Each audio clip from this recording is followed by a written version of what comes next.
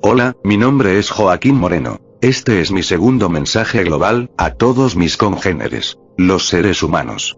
En mi primer mensaje, dejé establecido que los eventos registrados en la Biblia cristiana, han sido los intentos infructuosos de comunicación, que las más altas jerarquías del reino celeste espiritual, han tratado de establecer con los habitantes inteligentes de la Tierra. O sea, nosotros. En este segundo tratado, intentaré aclarar más la naturaleza idéntica de los eventos que le dan sentido y dirección a la evolución cósmica y los preceptos que nos presenta la Biblia como factores de perfección moral y espiritual. ¿Cómo logré llegar a estos conocimientos?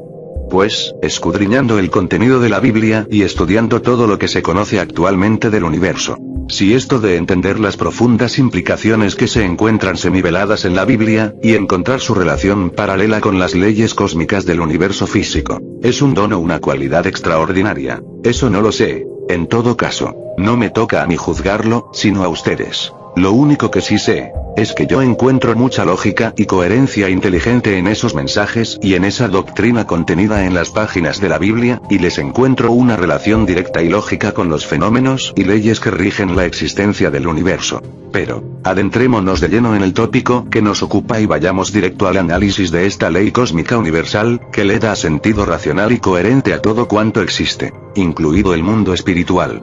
Newton dijo, todos los cuerpos se atraen en forma proporcional al producto de sus masas e inversamente proporcional al cuadrado de la distancia que los separa. Aunque, aparentemente, esta ley es alterada cuando se aplica a objetos sumamente masivos. La verdad es que dicha alteración no se encuentra en la ley gravitacional misma, sino en nuestra aprehensión visual y dimensional de los conceptos, masa, espacio y tiempo. Estas tres nociones son las que son alteradas en campos gravitatorios descomunales, como los de un agujero negro o de una estrella neutrónica. Pues bien, resulta que esta fuerza constante en el universo es la causante primigenia de todos los fenómenos de existencia cósmica y espiritual. Permítanme explicarlo, para entendernos mejor. Recordemos que esta fuerza constante de la gravitación universal fue un descubrimiento, no un invento. Lo que quiero decir, es que, Newton solo la descubrió, y la pudo formular en una ecuación algebraica. Eso es todo. Esta ecuación no explica su naturaleza, procedencia u origen. En otras palabras, solo sabemos que existe, pero no sabemos el por qué existe, dónde se originó o cuál es su procedencia. Más tarde, Albert Einstein trató de ahondar en este misterio y, lo único que descubrió, fue que, esta fuerza, formulada por Newton, es la causa directa de toda la energía que contiene el universo, y, por ende, de todo cuanto existe, físicamente, en el cosmos conocido. Einstein descubrió que la forma más primigenia y visible de esta fuerza energética, era la luz. Estudiando la velocidad de la luz, encontró la constante que le faltaba para formular su famosa ecuación del origen inmediato de la materia, o sea, el estado primigenio de todo el mundo físico, la energía, origen de todo lo que nuestros 5 sentidos pueden captar o percibir. Y, efectivamente, todas las observaciones científicas posteriores, solo confirmaron lo que estos dos genios de la humanidad habían descubierto. Ahora sabemos que la energía se convierte en materia. Pero también sabemos que existe el proceso inverso, que la materia se puede convertir en energía. Este conocimiento fue el que originó y fundó las bases para la era de la energía nuclear y de las armas atómicas. A poco que analicemos, nos daremos cuenta de que, hemos aprendido a destruir o descomponer la materia en energía, pero no viceversa. Alguien lo dijo de esta manera, hasta un niño es capaz de destruir una hoja de árbol, en segundos, pero con todo el potencial científico y tecnológico que poseemos, somos incapaces de reconstruir una sola de ellas, sin el proceso natural de sembrar y cuidar una planta similar. Yo lo digo de esta otra manera. Podemos destruir un átomo de hidrógeno y convertirlo en energía, pero no podemos reconstruirlo partiendo de la energía que se liberó de este proceso destructivo. Ustedes preguntarán, ¿y qué tiene que ver todo lo anterior expuesto con los principios morales y espirituales que se encuentran en la Biblia? Todo. Pero vayamos por partes para entenderlo. ¿Alguien sabe lo que significa realmente pecado? La palabra pecado se traduce de un término griego llamado amartía, que significa errar al blanco. Si sabemos o tomamos en cuenta de que lo contrario al pecado es hacer la voluntad de Dios, deducimos que la voluntad de Dios es realmente un blanco o meta. Pero si analizamos un poco más, nos daremos cuenta de que ese blanco o meta se encuentra en el futuro, ya que Jesucristo lo dijo muy claramente en la primera parte del famoso Padre Nuestro. Padre nuestro que estás en los cielos, santificado sea tu nombre. Venga tu reino. Hágase tu voluntad, como en el cielo, así también en la tierra. Esta cita se encuentra en Mateo 6, 9 y 10. Para aquellos que quieran leerla, lo primero que nos revela esta cita, es que esta inteligencia paternal, cósmica y regente de todo cuanto existe, se encuentra en los cielos. Lo del nombre, lo explicaré en un apartado exclusivo para ello. Pero enseguida nos habla también de un reino donde se hace su voluntad, inmediatamente después, nos dice que esa voluntad o reino aún no está vigente en la tierra, sino que solo en el cielo. ¿Lo captan? ¿Lo perciben? Por eso dije que el blanco o meta de Dios está en el futuro y es establecer su reino o voluntad en la tierra. Desde esta perspectiva, pecar o errar al blanco de la meta divina, es cuando nuestra conducta se desvía, frena o no va de acuerdo con este plan y propósito eterno, que consiste en hacer la voluntad de Dios o establecer su reino entre los humanos. Ahora bien, ¿en qué consiste o cuál es ese propósito, meta o blanco de la voluntad de Dios para la humanidad? Lo dice la Biblia misma, en Efesios 1, del 8 al 11 y dice así, que hizo sobreabundar para con nosotros en toda sabiduría e inteligencia, dándonos a conocer el misterio de su voluntad, según su beneplácito, el cual se había propuesto en sí mismo, de reunir todas las cosas en Cristo, en la dispensación del cumplimiento de los tiempos, así las que están en los cielos, como las que están en la tierra. En él asimismo tuvimos herencia, habiendo sido predestinados conforme al propósito del que hace todas las cosas según el designio de su voluntad. Notemos, en la cita anterior, cómo se mencionan las palabras sabiduría, inteligencia, misterio, voluntad, reunir todas las cosas, cumplimiento de los tiempos, predestinados y propósito. Desglosemos un poco todos estos términos y luego reconstruyamos el verdadero mensaje científico que se nos revela en este pasaje. Yo lo reconstruyó así. Cuando la sabiduría e inteligencia humana alcance su máximo grado de desarrollo, en la última etapa o dispensación del plan divino, los hombres podremos descifrar el misterio de su voluntad, que consiste en reunir o unificar todas las cosas en el modelo primigenio universal de conducta moral, que nos fue presentado en la persona del Jesús histórico. Respecto a las cosas que están en los cielos y el concepto de predestinación, también merecen un capítulo aparte y no ahondaré en ellos por el momento.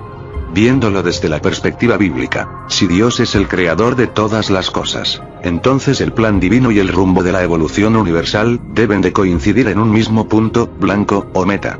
Y, efectivamente, así es. Permítanme explicarlo de la siguiente manera. La palabra clave para entender esta relación física-espiritual se encuentra en el concepto reunir o unificar. Como ya analizamos arriba, la fuerza gravitacional reúne, unifica y organiza el mundo físico. La doctrina cristiana tiene ese mismo propósito, es decir, reunir, unificar y organizar. ¿Se entiende? En el mundo físico o material, todo el proceso evolutivo desemboca en la manifestación de la inteligencia moral, que es un preludio o antesala a la existencia espiritual energizada inteligente. Lo mismo sucede desde la perspectiva moral y espiritual de la Biblia. Todos los seres se organizan o reúnen en torno a un modelo cósmico de conducta moral y espiritual creativo, Jesucristo. ¿Se alcanza a entender lo que estoy diciendo? Jesucristo representa el más alto grado de desarrollo evolutivo y creador al que se puede aspirar como humano y como ángel. Esto último, lo de ángel, también lo explicaré en futuros mensajes.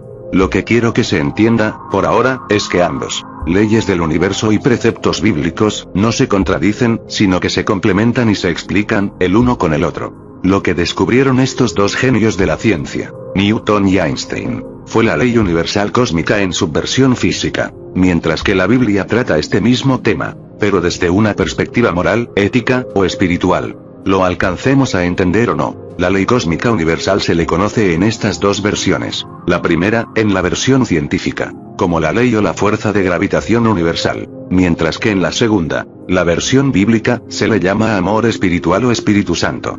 ¿Estoy diciendo que la ley cósmica universal es Dios? Bueno, no soy yo quien lo da a entender, sino la Biblia misma. Leamos en la primera epístola de Juan, en el capítulo 4 y versos 7 al 8, que dice de la siguiente manera: Amados, amémonos unos a otros, porque el amor es de Dios. Todo aquel que ama, es nacido de Dios, y conoce a Dios. El que no ama, no ha conocido a Dios, porque Dios es amor. ¿Se dan cuenta? ¿Lo pueden entender? La diferencia única entre estos dos conceptos o puntos de vista de la misma ley es que, para unos es una fuerza o energía de origen desconocido o inexplicable, mientras que para los otros es una inteligencia espiritual, rectora y paternal, que espera, pacientemente, a nuestro natural y completo desarrollo evolutivo. En su intento para acelerar nuestra evolución, él o ellos nos enviaron una fotografía moral de su naturaleza, y ese evento fue lo que partió a la historia humana en dos. Sí, estoy hablando de Jesucristo. Cuando digo, él o ellos, me refiero a la pluralidad en la singularidad. En otras palabras, la palabra hebrea, Elohim, es el plural majestático del singular Dios. Por eso en Génesis se traduce en plural cuando dice, hagamos al hombre, o, el hombre es como uno de nosotros, etc. Jesucristo también hace referencia a esta pluralidad singular, cuando dice, que todos sean uno, así como tú y yo somos uno. Eso está en Juan 17:21. Ese es el omega cósmico, la singularidad total del universo en una sola persona o ser inteligente. ¿Por qué esta singularidad de lo plural? Porque, tanto las fuerzas cósmicas como espirituales se dirigen a un mismo punto, la autorrecreación cíclica espiral.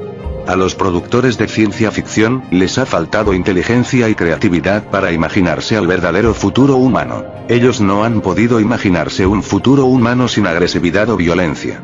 Tampoco se han podido imaginar un mundo espiritual o inmaterial eterno, donde ya no exista la reproducción, por ser innecesaria. Ellos no han podido crear el argumento y la trama para ese tipo de futuro humano. Sin embargo, la Biblia está llena de esos datos futurísticos. Ustedes se estarán preguntando que en qué me baso para hablar de una recreación cíclica espiral. Respuesta: en la Biblia misma. Recordemos que existe un personaje bíblico, al cual Dios mismo cataloga del hombre natural más sabio e inteligente de todos los tiempos. Sí, hablo de Salomón, y, cuando digo hombre natural, me refiero a que tuvo ambos padres de origen terrenal. Este calificativo exceptúa a Jesucristo como hombre natural, por ser, como todos sabemos, hijo natural, solo por parte de su madre María. Si quieren la cita bíblica, donde Dios dice que Salomón fue el hombre más sabio y entendido de todos los tiempos, aquí se las pongo. Primera de Reyes, 3, 11 y 12 dice, y le dijo Dios, ¿por qué has demandado esto, y no pediste para ti muchos días, ni pediste para ti riquezas, ni pediste la vida de tus enemigos, sino que demandaste para ti inteligencia para oír juicio? He aquí lo he hecho conforme a tus palabras. He aquí que te he dado corazón sabio y entendido, tanto que no ha habido antes de ti otro como tú, ni después de ti se levantará otro como tú. Sin embargo, debemos recordar que, si no la mayoría, al menos sí, mucho de lo que escribió Salomón, no está registrado en la Biblia. ¿Por qué? La respuesta a esto, también la dejaremos para otro capítulo aparte. Por ahora bástenos con lo que sí escribió y está, casi intacto en la Biblia. Lo del casi, también se los explico después. Por ahora, vayamos al tópico que nos revela los ciclos creativos espirales, en las páginas de la Biblia. Todo el universo evoluciona en ciclos, no en siglos, sino en ciclos con letra C al principio y con una G intermedia. Esto fue lo que descubrió el hombre más sabio de todos los tiempos, Salomón. De esto es lo que habla al principio de su libro de Eclesiastés. Solo basta leerlo despacio y analíticamente para darse cuenta de que no habla de siglos, sino de ciclos. Por ejemplo, vemos que él habla del ciclo del agua, del viento, etc. De cómo todo esto gira y vuelve al mismo sitio. De hecho, la Biblia en su conjunto, habla de esto mismo, solo que no se ha entendido. Por ejemplo, cuando Jesús habla del siglo venidero, no está hablando de un siglo literal, como los conocemos, sino de un ciclo de creación. Eso es lo que quiso decir, cuando habla de los hijos de este siglo, en Lucas 20, 34 al 36. De lo que está hablando realmente, es de los hombres naturales que no han nacido de nuevo, en el espíritu, para heredar el siguiente ciclo venidero, de creación evolutiva espiral.